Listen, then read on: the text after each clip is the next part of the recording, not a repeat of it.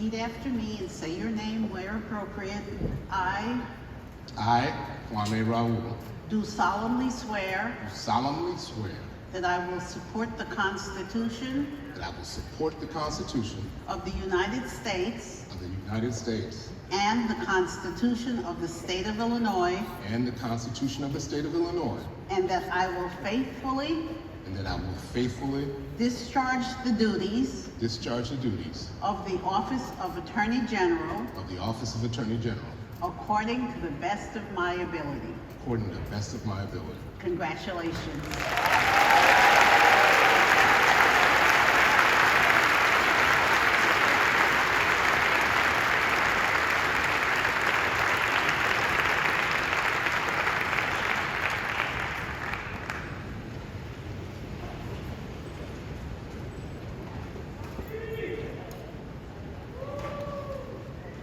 Good afternoon, Illinois. First, I would like to give thanks and honor to God for His mercy and His generosity. It is my honor to acknowledge the presence of my pastor, Reverend Dr. Otis Moss III, pastor of Trinity United Church of Christ, the greatest church this side of the River Jordan. Thank you for being here today, Pastor, and thank you for your prayer this morning, and thank you for reminding us in church yesterday to get our spiritual refill.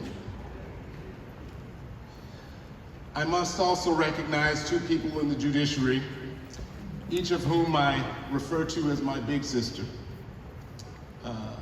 Fellow Trinitarian Federal District Court Judge Sharon Johnson Coleman, who administered my oath 4 years ago. And my other big sister and mentor, Illinois Supreme Court Justice Joy Cunningham, who swore me in moments ago. I offer up my heartfelt gratitude to you for your steadfast mentorship through the years. I'm going to give a shout out to my biological sisters who could not make it here this time. They were with me the last time, Edwidge and Inaugural Raoul. So I was told I only got 3 minutes to deliver my remarks. And so I gotta tell you, I'm gonna fail at my first task in my second term.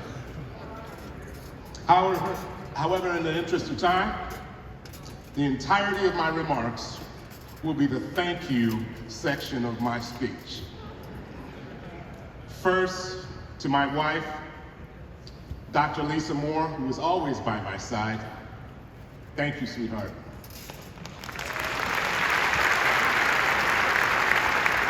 I had the distinct honor of watching my wife be a true hero during our unprecedented pandemic. Day after day, she would faithfully head to the hospital at a time when many of us were safe in our homes.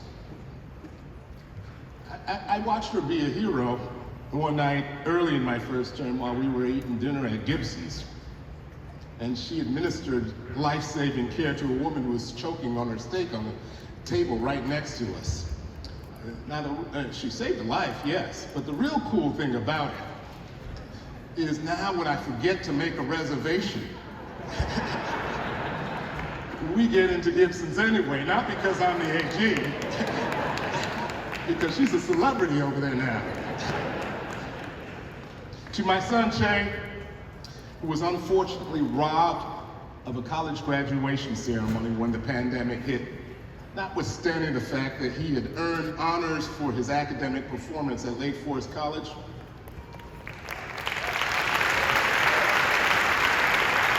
Hey, son, you have amazing character. Shay had the strength of character to quit his first job as a manager at a fulfillment center because he didn't support having to impose discipline quotas and unfair working conditions on his subordinates.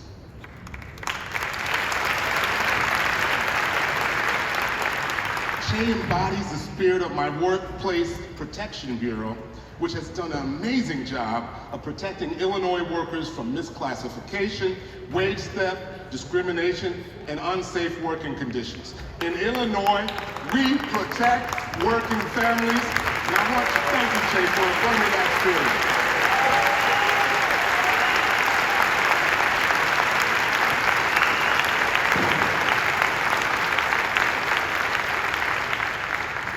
My daughter, Ms. Ann, could not be here. She recently graduated from the University of Missouri and now desires to attend law school and become a public interest lawyer. Go figure. I was so pleased to drive into the state of Missouri to attend her graduation last year, but not as nearly happy as I was to drive out of Missouri and get her the hell out of a state that does not respect a woman's right to make decisions about her body.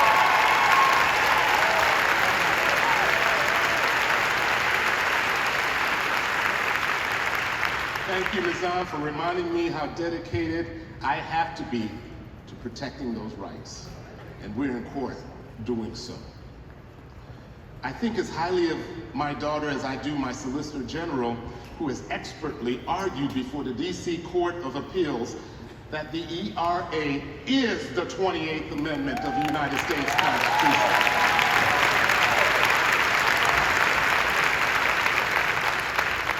And when she's about to become a lawyer, I want my daughter to someday to be able to hold up her right hand and swear under an oath to protect the Constitution of the United States of America. But I want that to be a Constitution that protects her as an equal.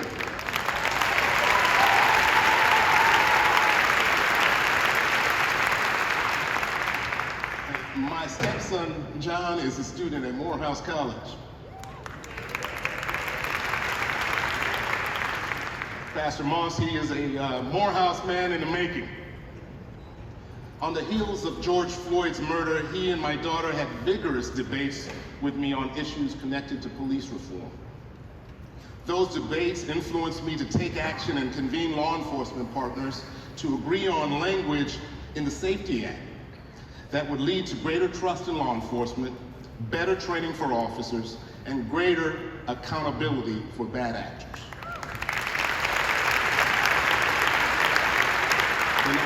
In other words, the Safety Act language enhances our ability to maintain constitutional and professional policing throughout the state of Illinois.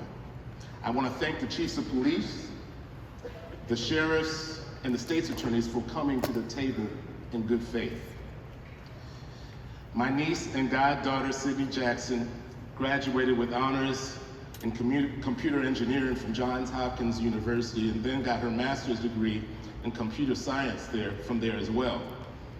Sydney has been instrumental in educating me about the good and the bad of technology.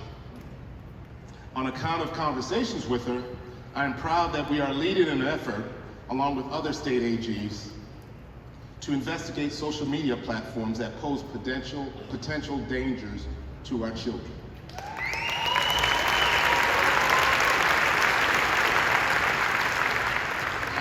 I'm also happy that our criminal team is investigating the criminal use of online platforms to monetize proceeds of organized retail crime for other criminal use. I was happy to attend Sydney's graduation a few years ago, and during that ceremony, the commencement speaker was Brian Stevenson, and he delivered a powerful address. And it turns out he was also her brother's commencement speaker 2 years later. He said that there is a justice deficit in this country. He said, we have a criminal justice system that will treat you better if you are rich and guilty than if you are poor and innocent.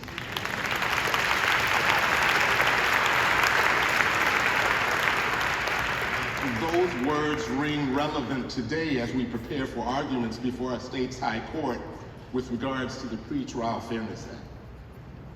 Consistent with our constitutional presumption of innocence, we should not hold people in jail simply because they are poor.